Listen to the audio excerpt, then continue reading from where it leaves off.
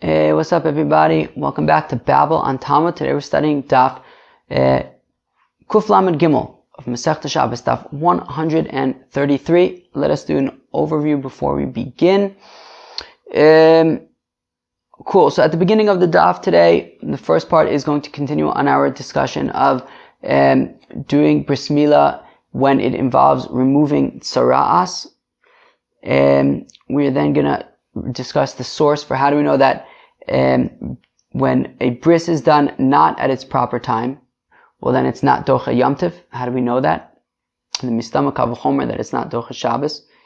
And then on the Amud Bet, we're going to spend some time talking about tzitzin ma'akvin and tzitzin she'enan ma'akvin, which means the part of the orla that, there's I guess certain parts of the orla that if they are not removed, so it would be ma'akev, and the bris would be considered puzzle, and other parts that if they are left there, it's not necessarily the end of the world.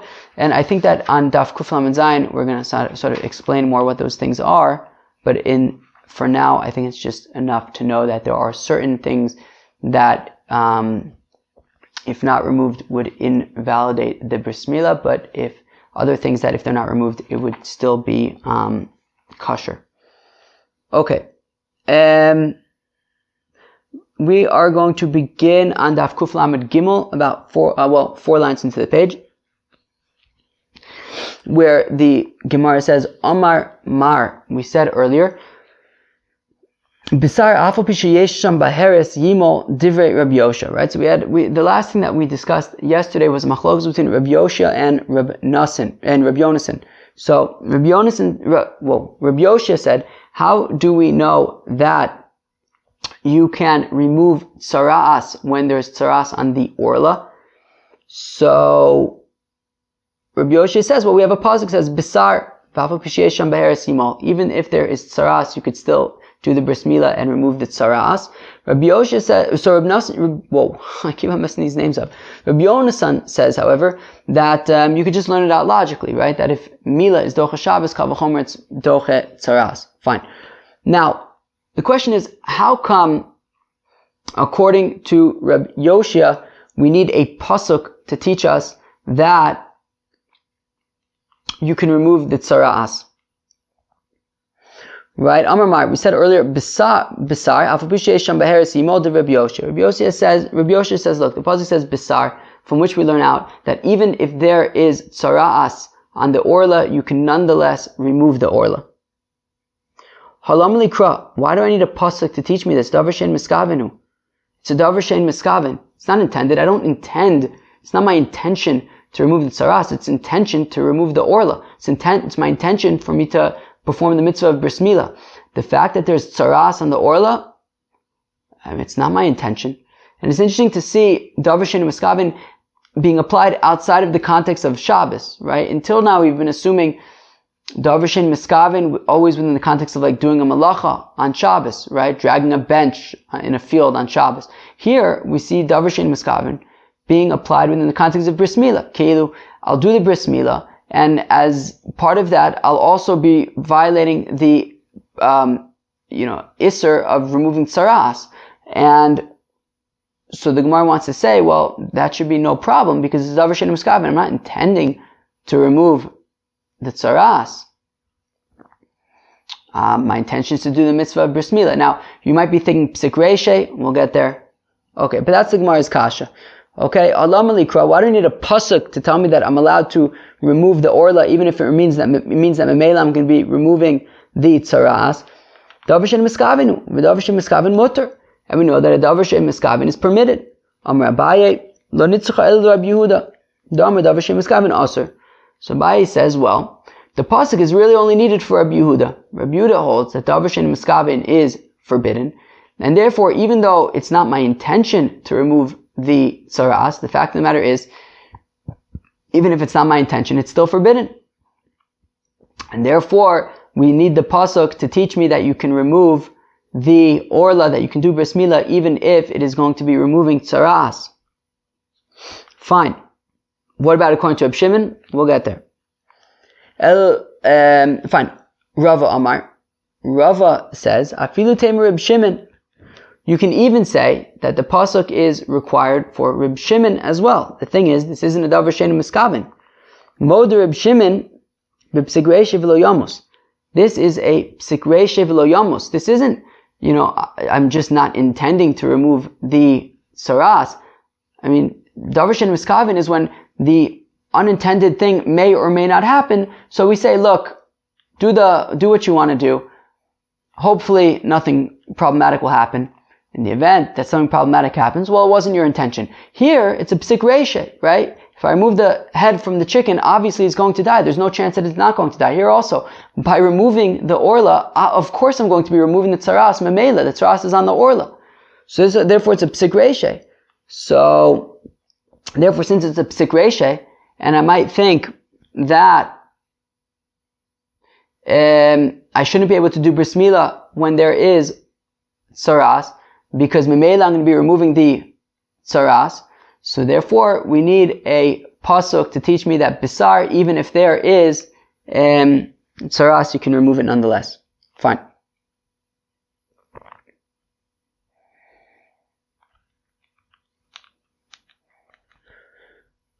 Fine. Vabai leisle hi svara. But okay, why didn't Abaye say like Rava? How come Abaye is saying it's a davar she'einu miskaven? V'ha Abaye v'Rava dami tarvai moder Reb Shimon b'psik reishe v'lo yamos. Don't Abaye and Rava, right? We've seen this 1,000 times, that Abaye and Rava both agree that Reb Shimon is modeh. Reb Shimon admits that when it comes to psik reishe, even though by davar she'einu miskaven he says it's mutter, he says that psik reishe v'lo yamos is a problem. So why is Abaye talking about davar she'einu miskaven? Why isn't he saying psik reishe like Rava? So Basa Desham Mirava Savra. So my answer is, well, when we say that both Abaye and Rava agree that Reb Shimon would say that a psik reishe v'lo yamos is a problem, that was only after Abaye heard this concept from Rava, meaning we see over here that there was a point where Rava's opinion was psik reishe, and Abaye hadn't heard it yet from Rava. Once Abaye heard it from Rava, of this inyan of psik reishe v'lo yamos, he said, that's a great point, and from then on he held like Rava. And he agreed with Rava about psik reishe, but this was before then, and therefore he was still considering it as a davar she'einu miskaven.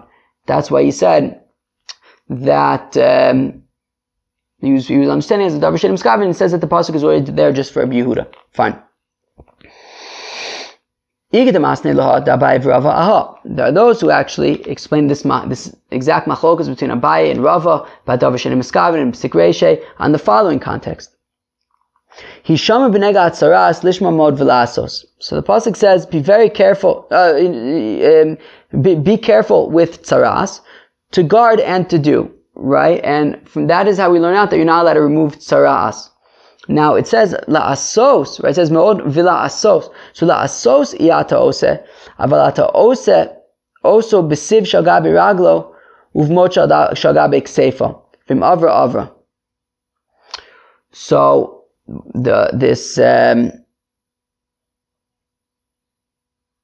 right, so the pasuk says that you're not allowed to remove the tzaras, but it says vila asos, and what the drasha is that you can't, directly remove the tzaras. You can't just remove the tzaras from your skin, but what if you're schlepping something, and as you're schlepping something, the tzaras gets rubbed off and gets removed memela? Well, in that case, it says, right, the pasuk is saying that it's okay. Kilula asos, to do it is a problem, to remove it directly is a problem, but the pasuk is saying that if it gets removed indirectly, i.e. if you're you're carrying something on your shoulder, and the tzaras that's on your shoulder gets removed, that would be acceptable. To which the Gemara says, V'halam likra, why do I need a pasuk to teach me this? Davar she'einu miskaven, u'v'davar she'einu miskaven mutter. So right, if the thing gets rubbed off, well, then it's a davar she'einu miskaven, and that would be mutter. Why do I need the pasuk to tell me that if this tzaras gets rubbed off, it would be acceptable? To which Abaye says, well, this pasuk is really just needed for Rabbi Yehuda, who says the davar she'einu miskaven is aser. Okay? To which Rava says, you can even argue that this pasuk is needed for Reb Shimon as well. However, this isn't a davar she'einu miskaven; it's a psik reishe. Obviously, the tzaras is going to get removed, and therefore, I would think that you wouldn't be able to, let's say, lift something, carry something, since it's going to remove the tzaras. The pasuk says, actually you can. Fine. But why is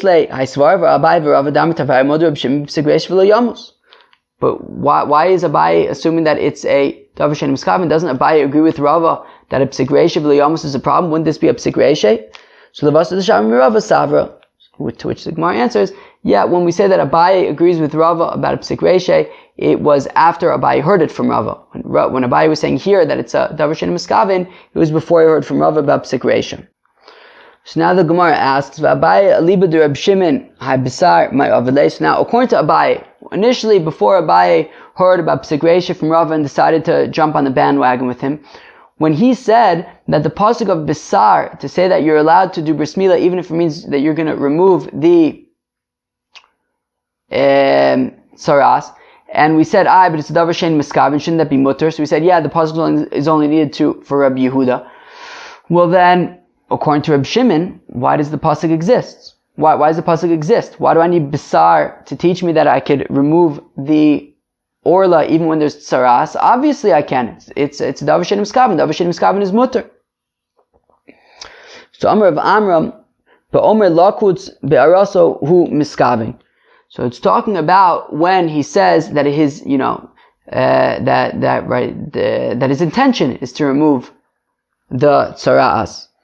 So the thing is that only really works for a gadol. Meaning, if you have somebody who's more than 13 years old, and therefore he has an obligation to do bris milah, and he's also got saras, and he's saying, look, I'm intending that when I do bris milah now, that I'm also going to be removing the tsaras.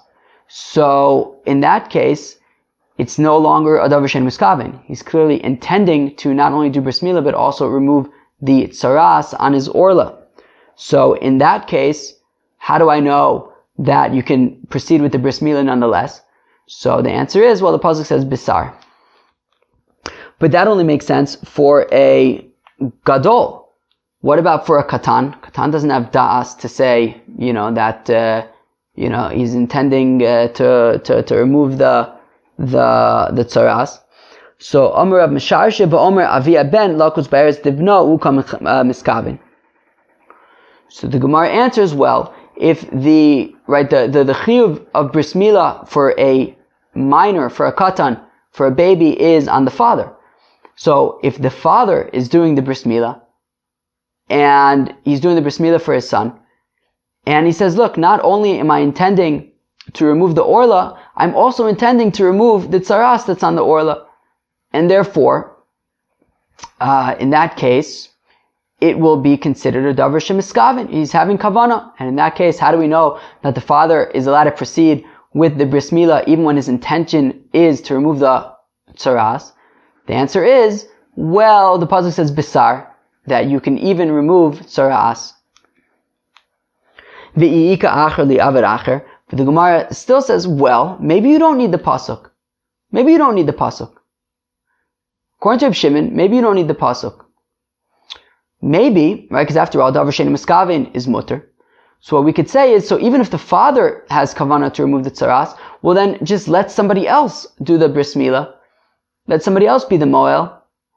And that person won't be intending to remove the tsaras, in which case, it'll be a davar she'ein miskaven, and it'll be mutter. Damar Reb Shimon ben Lakish, because says Reb Shimon ben Lakish, Kol makom she'ata motzei aseh v'lo saiseh, imat yochel l'kayim shneim mutar, v'im lav yovu aseh v'yidche lo saiseh. Because, as Rish Lakish says, that even in a situation of aseh and a lo taseh, such as over here, there's a mitzvah aseh of bris milah, there's a mitzvah lo taseh of do not remove the tsaras. So you would say, right, that aseh is docheh lo taseh, right? And you'd be able, so even if you do have kavanah, even if the father does have kavanah to remove the orla, right? And therefore it would be davar miskaven, he's having intention to remove the orla. And therefore that would be a problem, but nonetheless, you have the aseh of bris milah, it should be docheh the lo ta'aseh.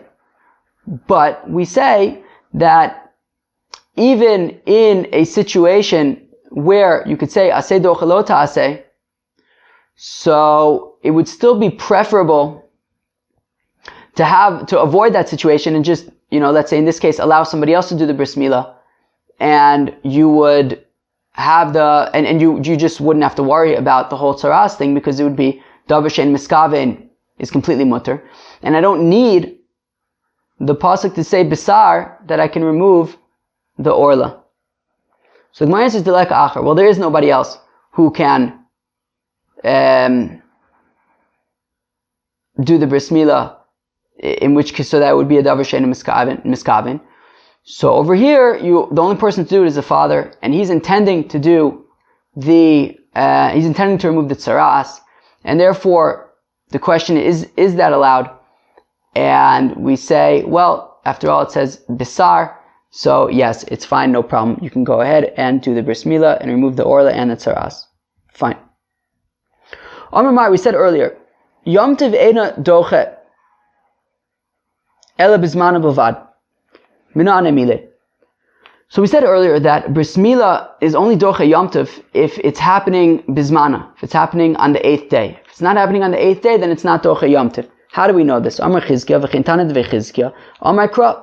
So Chizkiah said, it was also taught in the base message of Chizkiah, that the pasuk says, Lo sosiru menu ad boker, right? V'nosim menu ad boker b'eish tisrofu. It says by the Korban Pesach, do not leave the Korban Pesach over until the morning. And if you leave any of it over till the morning, well then you have to burn it. She'ein tam lomer ad boker. Ma tam lomer ad boker. So the pasuk didn't need to say two ad bokers, right? It says, Lo sosir mimenu ad boker, v'nosim mimenu ad boker b'eish tisrofu. It says ad boker twice. The question is why? Could you say it once? Just say, Lo sosir mimenu ad boker, v'nosim mimenu b'eish tisrofu. What's with the second ad boker? Ba'akasav litein lo boker sheni l'sreifaso. What the pasuk is saying is that you don't burn it on the following day, you burn it the day after that. Meaning, the Korban Pesach, the mitzvah is to do on the first night of Pesach. Now, if you leave over some of the Korban Pesach, right, so the mitzvah is to eat it on the first night of Pesach. If you leave over from the Korban Pesach, and you didn't eat all of it, and you left over till the morning, so now it's the first day of Pesach in the morning, so it says you have to burn it. The thing is, you don't burn it on Pesach. You don't burn it on the first day of Pesach on Yom Tov. Rather, you wait till the next morning, which is Chol HaMoed, and then you burn it. Because even though it's a mitzvah to burn this nosar, you're not going to, it's not docheh Yom Tov to say that you can burn this nosar on Yom Tov. Here also, even though it is a mitzvah, meaning we have the pasuk that says Bayom Hashmini, that on the 8th day it's docheh Shabbos and certainly Yom Tov. However, if it's not on the 8th day, well then it's just a regular mitzvah, just as much as burning nosar is a mitzvah, and that's not going to be docheh Yom Tov. Wait till after Yom Tov. Abai Amar Kra. Olas Shabbos b'Shabbato v'olas Chol b'Shabbos v'olas Chol b'Yom Tov. The pasuk says that you're allowed to do the Korban Ola of Shabbos. The Korban Tamid of Shabbos is docheh Shabbos. But if you have, let's say, the Korban Tamid of Friday, the Tamid Shel Ben Arbaim of Friday, you didn't finish burning it before Shabbos. Well, you can't burn it on Shabbos. You also can't burn it on Yom Tov. So we see here that even when you have a mitzvah, right, it's not necessarily docheh Shabbos. So here also, Milah, shelo bizmanah is not going to be docheh Shabbos, it's not going to be docheh Yom Tov. Rava Amar Kra, hu levado yasa lachem. Rava says that it says in the context of Yom Tov, it says, right, only that which is, right, what does the pasuk say? Ach asher ye'achel l'chol nefesh hu levado yasa lachem. Right, only that which is eaten can you do on Yom Tov. And it says, Hu v'lo machshirin levado v'lo milah. Right? When the pasuk says, Hu levado ya'as lachem, it means it and not machshirin. Right? It is, right, preparing food is docheh Shabbos, but not anything like, you wouldn't be able to, let's say, like, chop down a tree to, get charcoal to make a fire, to make a knife so you can cut your food. You wouldn't be able to do that. V'lo milah shel bizmanah, and levado excludes doing a bris milah not on time. That would not be docheh Yom Tov. To ask him a kal v'chomer, because I might have the havmina to bring it from a kal v'chomer, right? To say, well, if bris milah shelo bizmanah is docheh tzaraas, right, and tzaraas is docheh avoda, well then it should be docheh Yom Tov. Don't say that. Rather say that milah shelo bizmanah is not docheh Yom Tov. Fine. Rav Ashi Amar Shabbason Asay Hu Vav Yom Tov Asay Velosa Asay Ve'ein Asay docheh es lo saise v'asay.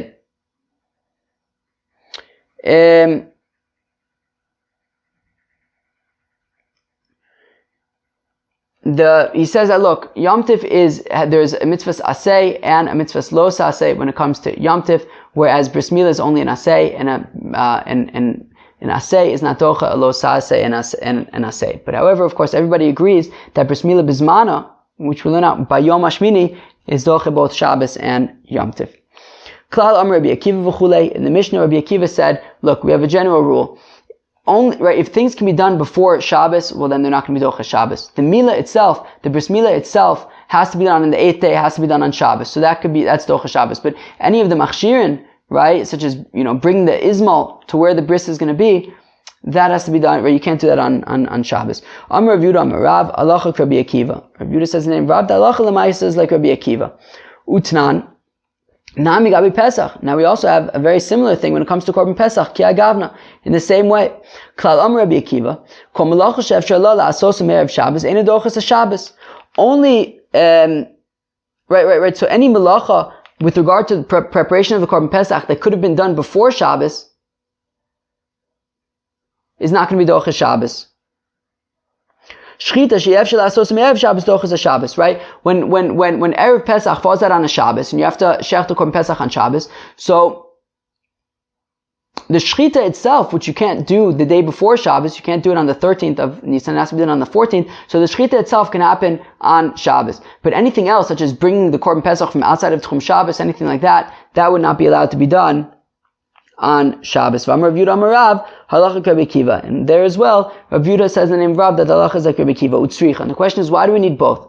Why do we need to teach us that, in the context of bris milah, that only the milah itself can be done on Shabbos, but not any of the machshirin? And how come by Korban Pesach we have the same thing, that only the shchita of the Korban Pesach itself can be done on Shabbos, but not any of the other meta kind of things?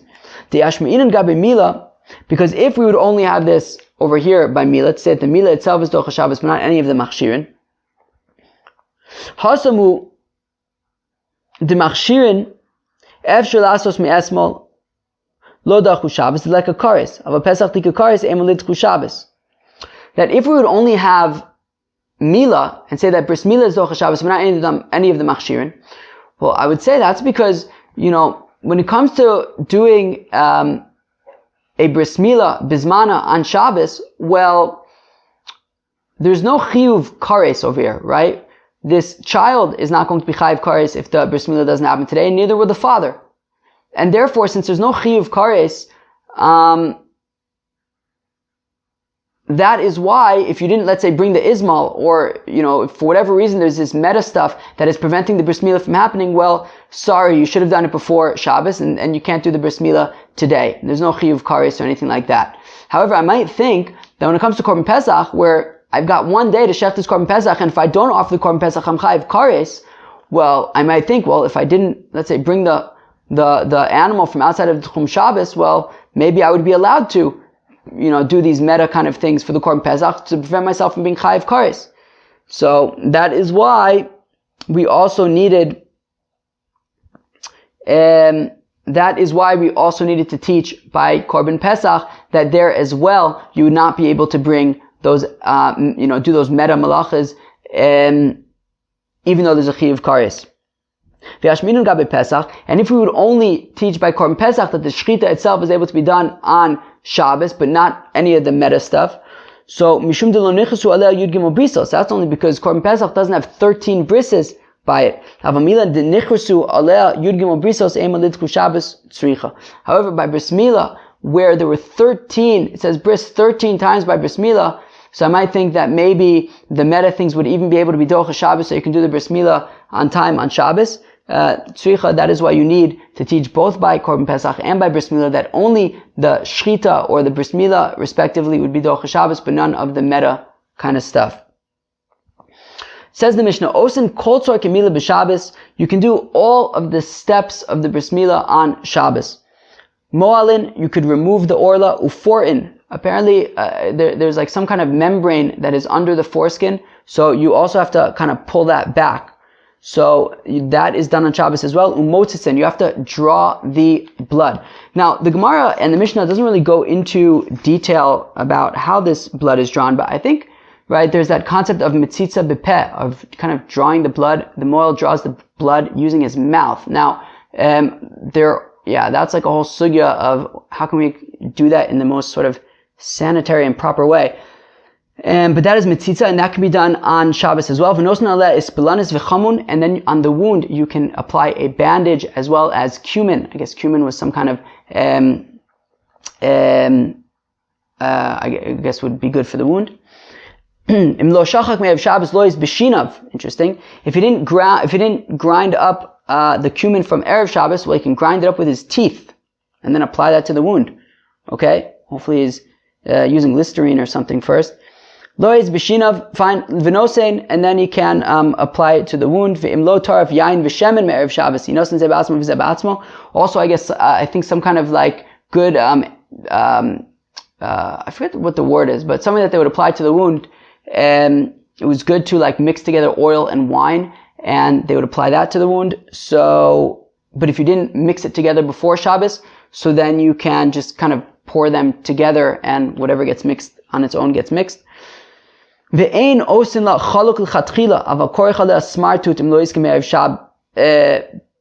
period. Now, there would be some kind of special bandage that they would use to apply to the wound. So, if they didn't have that special kind of bandage that they would wrap around the wound, so then you can kind of just use a regular rag, but you wouldn't prepare this kind of special bandage on Shabbos. Now, if you didn't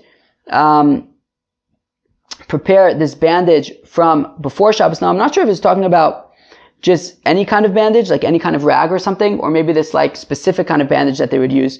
But if he didn't, take it with him from Erev Shabbos, well then he can just kind of wrap it around his finger, and he can, maybe it's talking about that specific kind of bandage, because that's like the chilik, but that's like the idea of the finger, maybe because like the finger in a certain sense is kind of like a penis, and then you can take this specific bandage that was specific to put on the wound, on the penis, you can kind of like put it on your finger maybe and take that with you, kind of like a garment on Shabbos.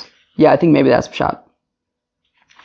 Okay, says the Gemara, Michte, Katani Kulu Kol Tzor Kemila L'Asur Yemai.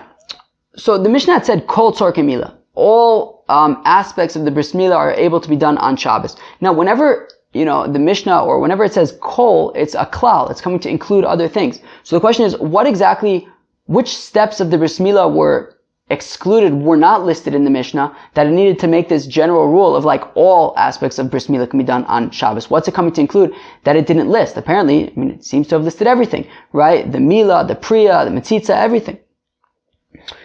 So, so it's coming to include what we talk about in the following brisa, which is amal kozmanshu oseg b'milah chozer ben al atzitzan ha'makvin es hamilah ben al atzitzan she'en makvin es hamilah.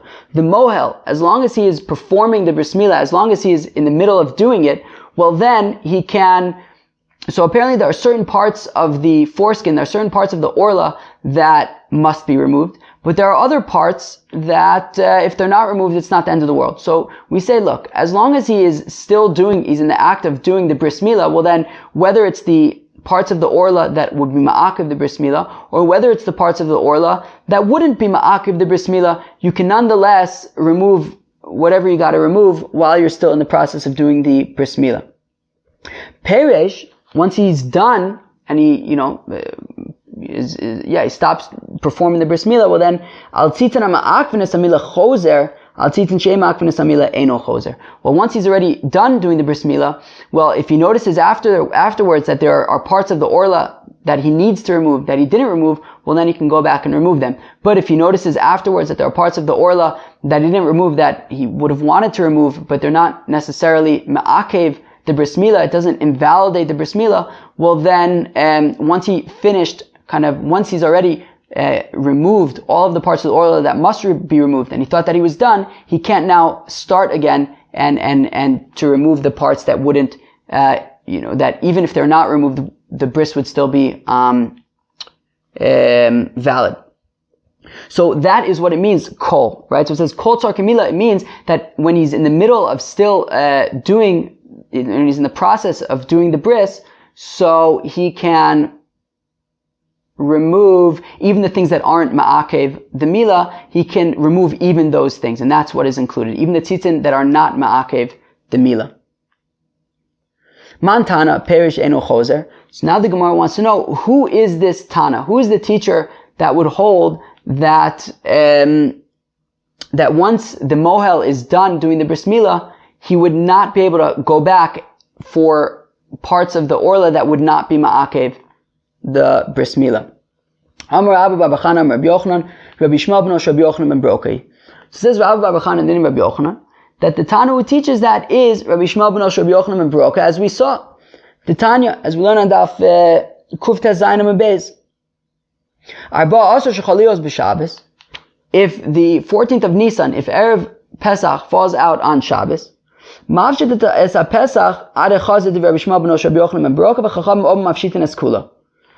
so when Erev Pesach falls out on Shabbos, so according to Rabbi Shmuel ben Rabbi Yochanan ben Broka, you can only slit the Korban Pesach until the chest, and then you remove whatever things have to go on the Mizbeach, and that's it. You cannot go back and continue to slit the hide and remove the hide. I.e., you can just do whatever the mitzvah is, and once you're done with that, you don't go back for, other parts that are not required. According to the Chachamim, now, as Rashi points out, even according to the Chachamim, you're first slitting down to the chest, and then you're removing the emurim. And they say that even once you remove the emurim, you can then go back and continue to remove the rest of the hide. So we see that according to them, even once you've done what is necessary for the mitzvah and you've stopped doing it, i.e. you've slipped down to the chest and you've now taken out the emurim, they say nonetheless you can go back and just continue and remove the rest of the hide even though it's not part of the mitzvah. Rabbi Shmuel ben Rabbi Yochanan ben Broka, however, seems to be saying that once you've slipped down to the chest and you've removed the emurim, since you don't need to remove any more hide as part of the mitzvah, well then you cannot continue. So here also he would be the one who says that once you've removed the required parts of the orla and you've stopped doing the milah, you thought you were done, you can't go back now to continue just to remove parts of the orla that wouldn't be ma'akev, that you don't need to remove as part of the mitzvah. But the Gemara says, Mimai. Who says that Rabbi Shmuel ben Rabbi Yochanan ben Broka would say that when it comes to bris milah, you're not allowed to go back to remove the parts that aren't strictly required? Ad kan lo ka'amar Rabbi Shmuel ben Rabbi Yochanan ben Broka hasam mishum de lo ba'inan zakeli ve'anveu aval hacha de ba'inan zakeli ve'anveu hachi nami. The Gemara says something interesting, which is, well, there's a difference between Korban Pesach and bris milah. By bris milah is a mitzvah, and we want to do the mitzvah the most beautiful way. Zakeli ve'anveu. This is my God, and I will make him beautiful. And as we're going to learn in a brayso in a second, that we want to do mitzvahs in the most beautiful way. And therefore, when it comes to bris milah also, we want to remove every part of the orla that might be less of a mitzvah min hamudar, less beautiful.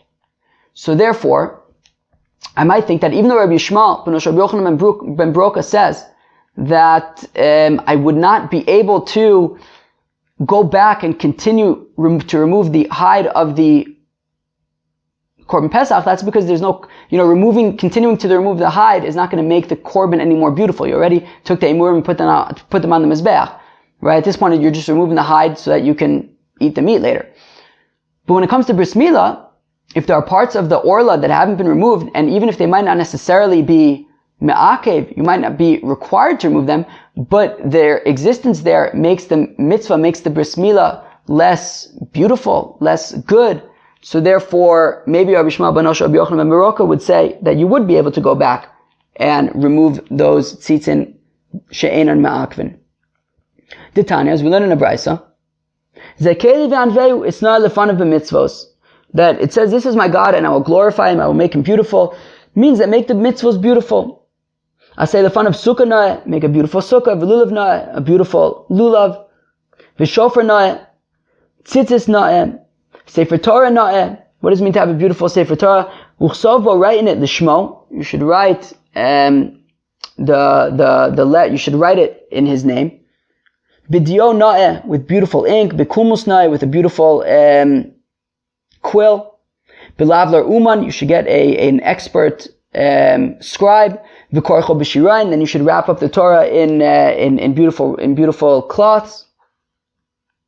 Right, b'shirayin. Abba Shaul has a different take on Zekel Maveu. Ve'anveu habe domelo. Anveu is like ani v'ho. It's like me and him. You should be similar to God. Mahu chanan v'rachum, just like he's merciful. Af ata yeh chanan v'rachum, you should also be merciful. Okay, so we see that at least according to the Tanakama, Zekel Maveu means that we want to do mitzvahs beautifully. So maybe even Rabbi Shmuel ben Rabbi Yochanan ben Baruch would admit that when it comes to bris milah, you would be able to go back for the tzitzin she'enan ma'akvin even once you have completed removing the parts of the orla that are strictly required. El Amar Rav Ashi, rather says Rav Ashi, Hamani Rav Yossi, who is the author of of this brisa, who says that you don't go back for the tzitzin she'enan ma'akvin? It is Rav Yossi, Titnan, as we learn in the Mishnah.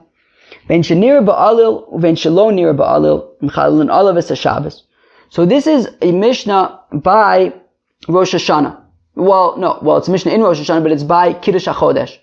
That what would happen is, people would see the new moon, and when they would see the new moon, they would go to Yerushalayim and testify that they saw the new moon, and then it would be a new month.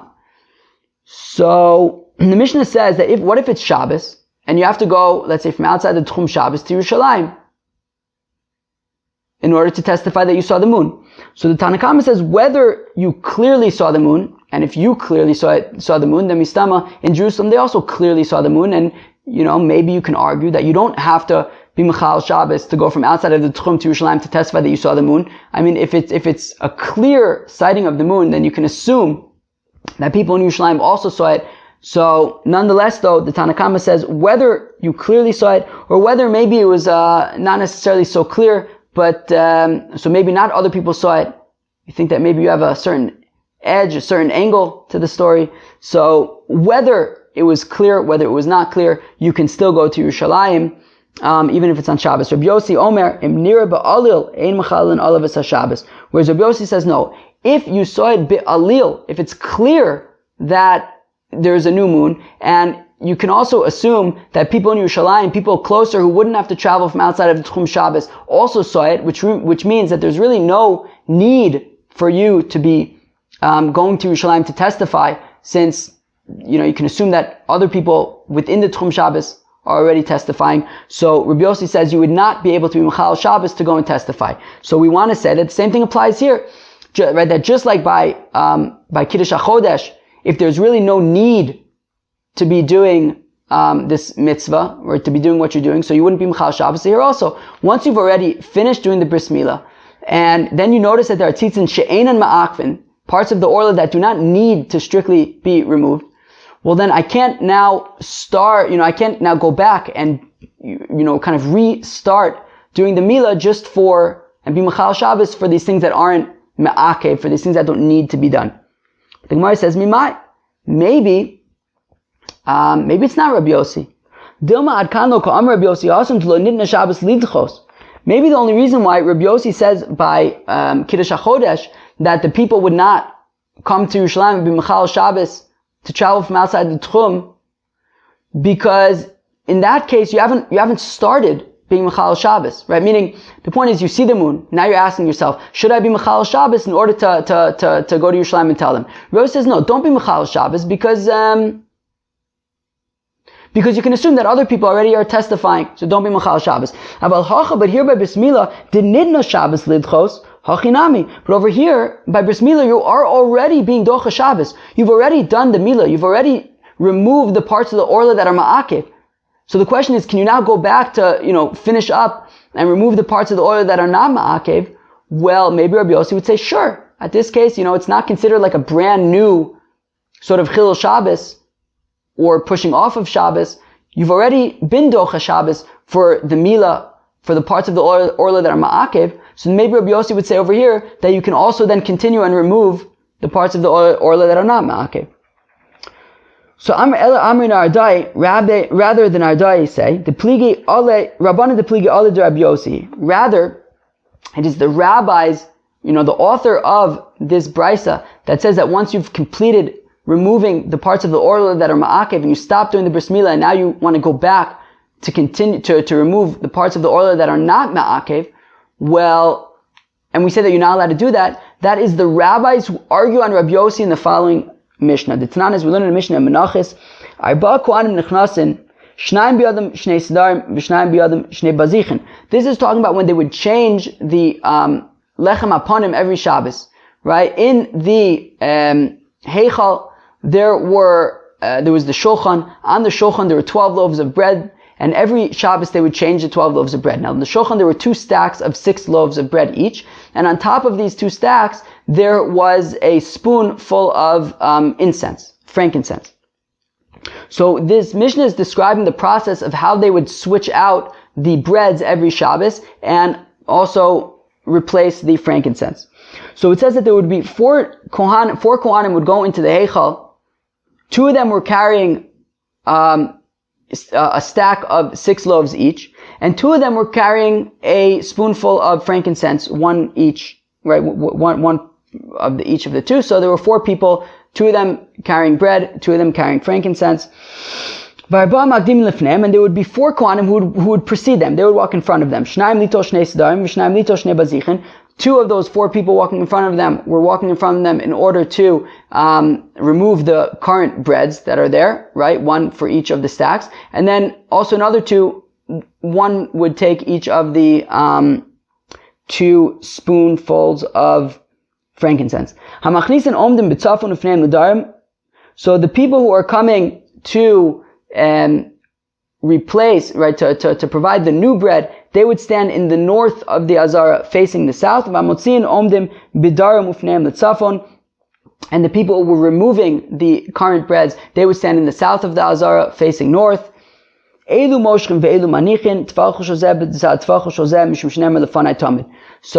now the pasuk says lefanai tamid, that you have to have the lechem apanim before me always, okay? That there should always be bread on the shulchan. And because there should always be bread on the shulchan, what they do is, basically the people putting in the new bread, they slide in the new bread as the people taking out the old bread are removing the old breads, that there should never be any point where there's no bread on the shulchan. Whereas Rabbi Yossi Omer, afilu elu notnim ve'elu manichin avze haya tamid. Whereas Rabbi Yossi says, no, you don't have to be so, detailed like that, whatever. You don't, mamish, have to be sliding in the new breads as you're sliding out the old breads, there should mamish literally never be an instant where there's no bread on the shulchan. No, Rabbi Yossi says, look, even if you remove the old breads and then replace them with the new breads, even if there's a period of time in the middle where there's no bread on the table, it's still considered tamid. It's still considered like there's always bread there, as long as it doesn't go overnight without any bread on there. But as long, to go a little bit of time and then replace them is fine. So now we want to apply that here to Milah, right? That when we say that the Mohel stopped doing the Milah and now he wants to go back to do the tzitzin she'enan me'akvin, so do we consider it as if he mamish stopped? So according to the Rabbanan, yes. As we see by the lechem apanim, even 1 instant without the lechem apanim on the shulchan would be considered a hefsek and it wouldn't be tamid. So here also, when the Moel stops doing the Milah, well then, it's considered a break. And now when he goes back to do the tzitzin she'enan me'akvin, it's considered like he's starting a new process, and you can't start this new sort of chilul Shabbos for this tzitzin she'enan me'akvin, for the parts of the orla that wouldn't render the Milah invalid. Whereas Rabbi Yossi says, no, a small break is not considered a real break, and therefore when the Moel goes back for the tzitzin she'enan me'akvin, it's still part of the original Milah, it's part of the process of the Milah that he had started at the beginning, and that would be acceptable. So we see that the author of this brisa that says that once the Mohel stops, he cannot now go back to restart in order to remove the tzitzin she'enan me'akvin, are these rabbis that argue on Rabbi Yossi by lechem apanim. Fine. Tanu Rabbanan, the rabbis taught, mehalktin es Milah v'im lo hilaket anush kares. So the rabbis taught in the brisa that, if you missed part of the orla that is ma'akev the bris, that if you don't remove these parts of the orla, the bris is invalid, and it's considered like this person does not have a bris milah. So you have to go back and remove those parts of the orla that are ma'akev. And if you don't do this, you're going to be chayiv kares. So the question is money. Who's chayiv kares? The mohel, the person who is getting circumcised. Who's chayiv kares? Amr Rav Kana Uman. Rav Kana says it's the mohel. If the mohel does not remove the parts of the orla that are ma'akev the milah, he's chayiv kares. The question is why? Maskef la Rav Papa. So it's talking about on Shabbos, right? Meaning, so it's talking about if it's Shabbos, okay? If it's Shabbos and the mohel does the bris milah, but he doesn't really do a complete job. There's still parts of the orla left that need to be removed. So Rav Kana wants to say, if that's the case, well then the mohel was machal Shabbos, he made a chabura on Shabbos, and yet he wasn't mekayim a mitzvah. He didn't remove the parts of the orla that need to be removed. So therefore, the mohel is going to be chayiv kares according to Rav Kana. Maskef la Rav Papa. Rav Papa asked the kashan Rav Kana. Uman leimalahu. Let the mohel say to them, I'm not chayiv kares. Ana abdi palga the mitzvah. Atun abdisu palga the mitzvah. He could say, look, I didn't do anything wrong. Look, I mean, the milah is going to have to start somewhere. There's going to be a point where you've done part of the mitzvah, but you haven't completed the mitzvah, and therefore, the mohel can argue, look, I started the mitzvah. You guys finish it. So he could say, look, I didn't do anything wrong. I was just the one to start the mitzvah. I need somebody else to finish it. But in what I did, there wasn't anything inherently wrong in what I did. So, Ela Amar Rav Papa, Gadol. So rather, Rav Papa suggests that no, who's chayiv kares? We're talking about that if this is a Gadol, if this is a boy who's 13 years old or older, and now it's his mitzvah to make sure that he gets circumcised. So in the event that there was parts of the orla that were left that are ma'akev, well, he's going to be chayiv kares. But Maskef Rav Ashi asks the kashan Rav Papa, he says, Gadol behedjik sidbei, varo docheh shelo yimo. But the fact that a gadol is going to be chayiv kares if he still has an orla, I mean, we already know that from the pasuk of v'aro zachar shelo yimo. I know that obviously a gadol that has an orla is going to be chayiv kares if he doesn't get a bris milah. So why? So what's the chiddush over here of the brisa? El Amar Rav Ashi la'olam uman. So Rav Ashi says no, it is talking about the mohel being chayiv kares for being machal Shabbos if he doesn't do the complete job. It's talking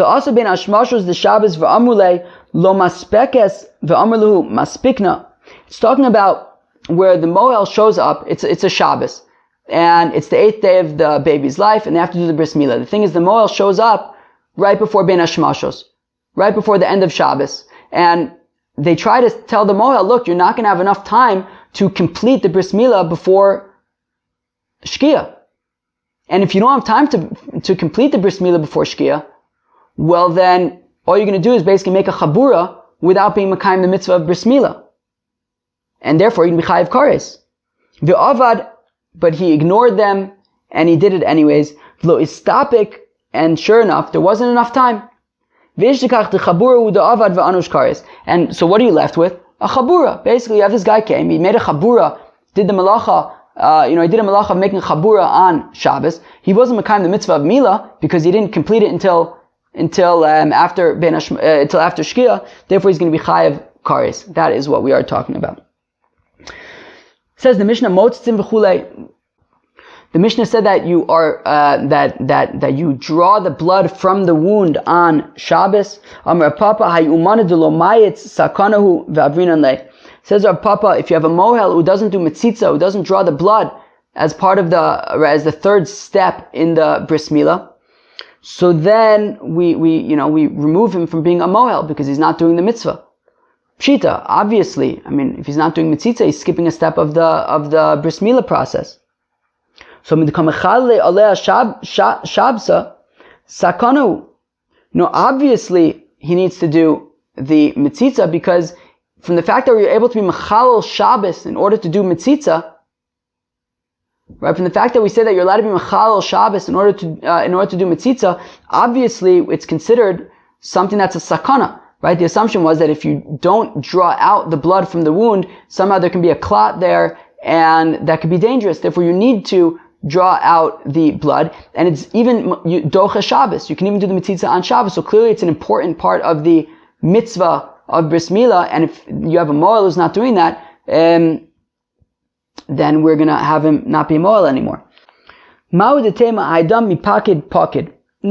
I may have thought to say that actually you're not actually mechalel Shabbos to do this mitzitza to draw the blood, right? When the Mishnah says that you can do mitzitza on Shabbos, it's right. It's because you're not actually being mechalel Shabbos in order to do the mitzitza, that the blood is already, out of the wound, and you're just drawing it, and therefore you're not being mechalel Shabbos, and therefore, it's not something that, meaning your argument that obviously, if you have a moel who's not doing mitzitza, then he's not doing, then we have to remove him because he's skipping a step that is a sakana that needs to be done. And if you don't do it, it's dangerous for the baby. Well, that argument isn't necessarily a good argument, because I might have a minute to say that actually the reason why you can do mitzitza on Shabbos, it's not because that, because if you don't do it, it's going to be dangerous for the baby and therefore mechal Shabbos. No.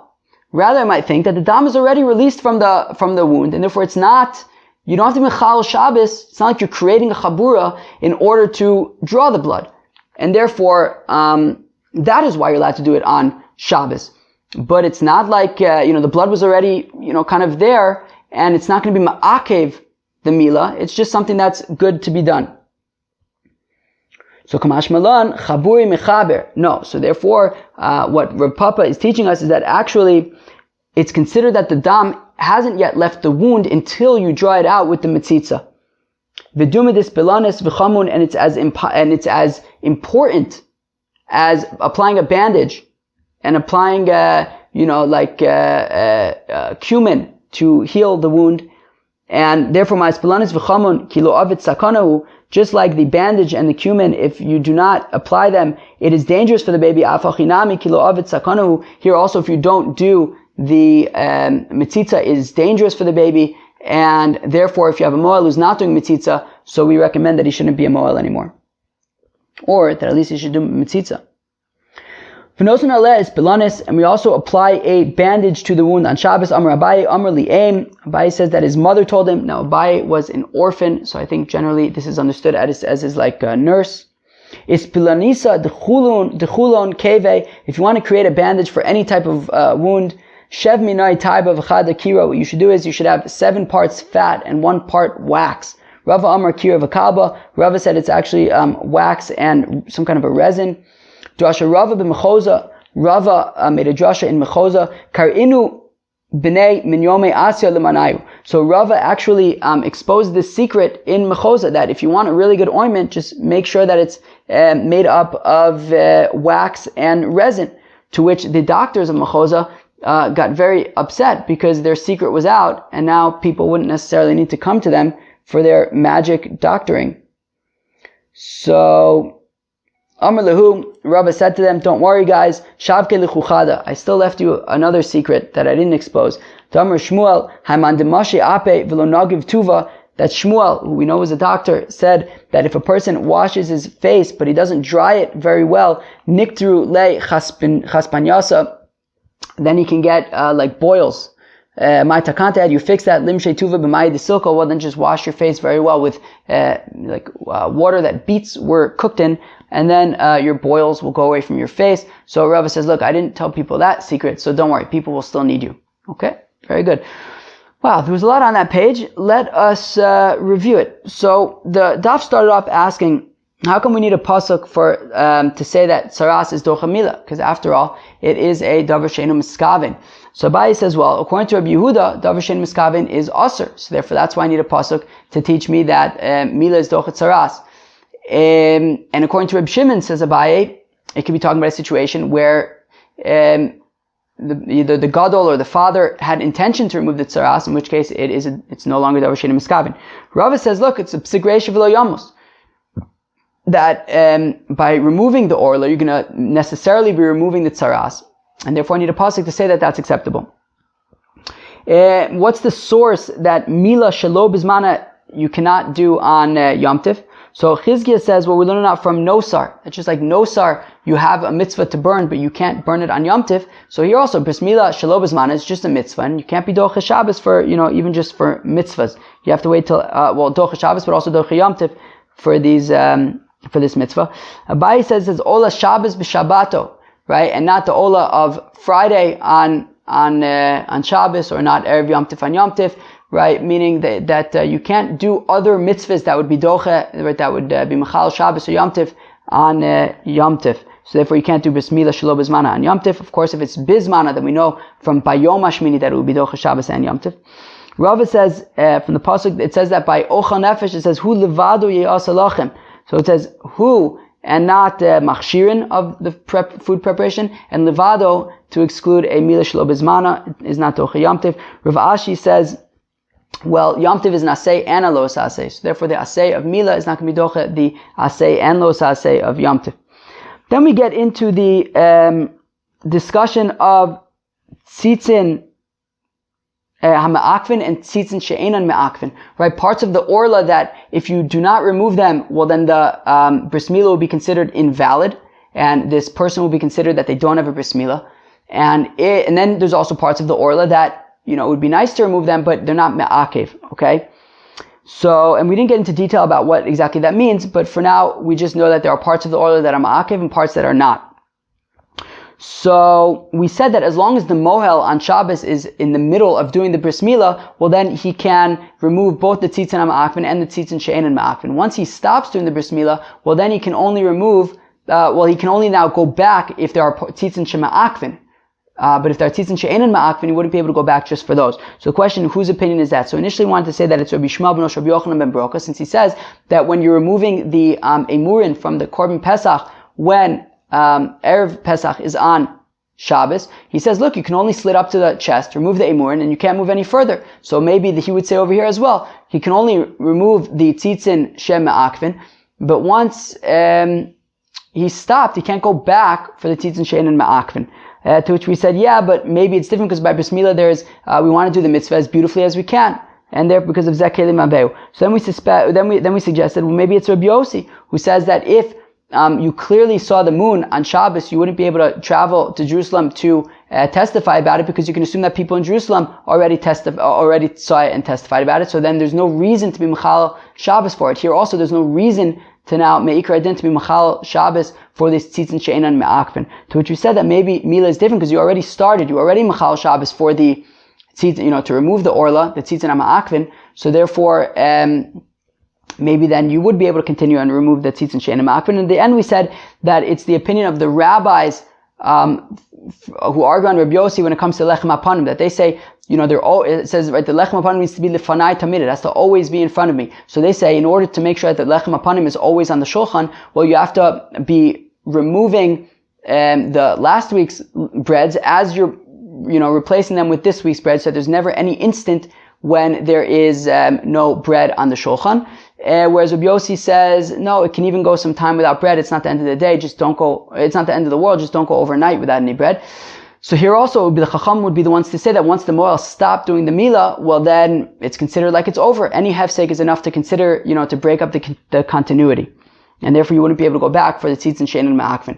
Then, we said, what happens if, the Mohel did not remove the tzitzin me'akvin? Right? If he didn't properly remove the orla. So then we have a brayso that says you're going to be chayiv kares. The question is, who's chayiv kares? So Rav Kahana said it's the mohel, because it's talking about on Shabbos, and the mohel removed part of the orla, but not all of it. So he basically just was mechal Shabbos, he made a chabura, but he didn't actually do any mitzvah. Rav Papa says, yeah, but let the mohel argue that he started the mitzvah, let somebody else finish it. So rather, Rav Papa says it's talking about a gadol. It's talking about a gadol who has a chiyuv to make sure that he is circumcised. So if there are tzitzin me'akvin that are left, well then he's going to be chayiv kares. To which Rav Ashi says, yeah, but we already have a pasuk that tells us that if a gadol doesn't have a bris milah, he's going to be chayiv kares. So rather, says Rav Ashi, it is talking about the moel being chayiv kares, and it's talking about when he shows up on Shabbos right before Shkia, and he argues that there's enough time to do the bris milah, but there really isn't. So he starts doing the bris milah, but he doesn't manage to finish it before it's already Shkia on Shabbos. And therefore, meaning at the end of Shabbos, therefore he basically just made a chabura on Shabbos without actually doing a mitzvah. That's why he's chayiv kares. Friends, that was Daf Kuf Lamed Gimel of Masechta Shabbos. I hope you enjoyed it. Have a great day or night or whatever.